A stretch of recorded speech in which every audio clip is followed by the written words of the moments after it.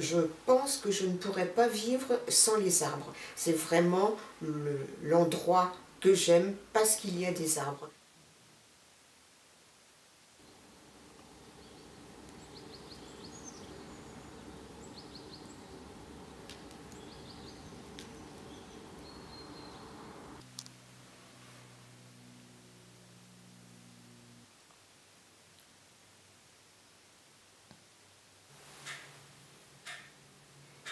Cet endroit était une ancienne ferme qui s'appelait à l'époque une bricole. Et les petits fermiers qui l'exploitaient étaient des bricoliers, parce que c'était modeste comme superficie et comme nombre d'animaux aussi.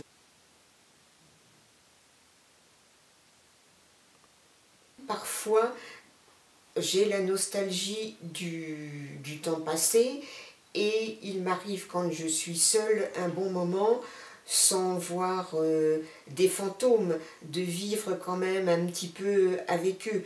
Je me remémore quand ils étaient tous là, ce qu'ils faisaient, où ils allaient, comment ils évoluaient dans la maison, je les revois passer, je me souviens de leurs réflexions.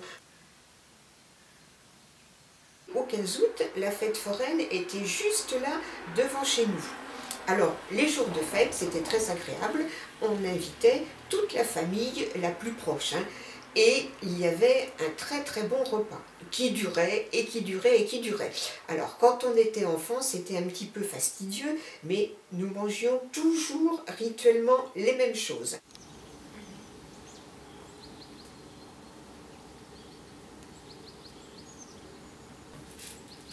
Je sais qu'à l'origine, il y avait 2 habitations. La maison qui a été après celle de mes parents était une grange.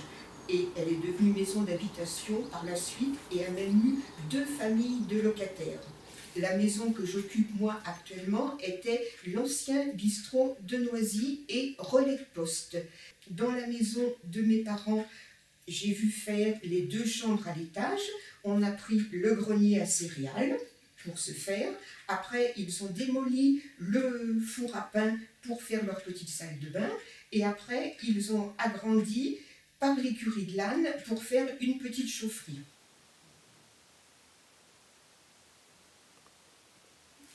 En 1962, j'ai quitté Noisy pour aller travailler à Paris parce qu'il n'y avait aucune activité possible ici. Noisy est un tout petit village rural et les exploitations agricoles disparaissaient les unes derrière les autres parce qu'il n'y avait pas assez de terre. Après, ma vie familiale, affective et ma vie professionnelle ont fait que je me suis éloignée une vingtaine d'années et quand j'ai pu réintégrer la maison, j'ai eu vraiment le sentiment d'être enfin arrivée. Bien que je n'ai jamais eu l'impression de partir définitivement. Je m'en allais pour de bons petits moments, mais c'était toujours Noisy le port d'attache, c'était toujours à Noisy que j'allais vivre et c'était toujours à Noisy que je revenais. J'ai jamais eu l'impression qu'il y avait une cassure définitive. Il y a une chose que je regrette aussi énormément, ce sont les bruits et les odeurs qui se dégageaient de la cour de la ferme et de la maison. Dans la cuisine, il y avait évidemment les bonnes odeurs des plats qui mijotaient presque toute la journée sur le coin de la cuisinière et surtout les bruits. C'était très vivant et très animé. Dans la cour de la ferme, on avait les bruits de la basse-cour, les bruits des vaches, des chevaux et aussi les voix des habitants. Parce que comme tout était fait manuellement, les gens s'interpellaient et se parlaient beaucoup.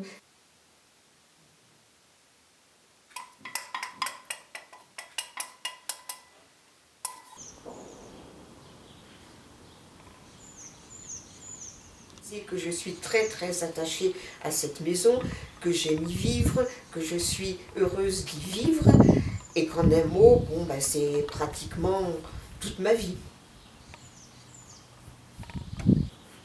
C'est pas trop grandiloquent ça? Non, non.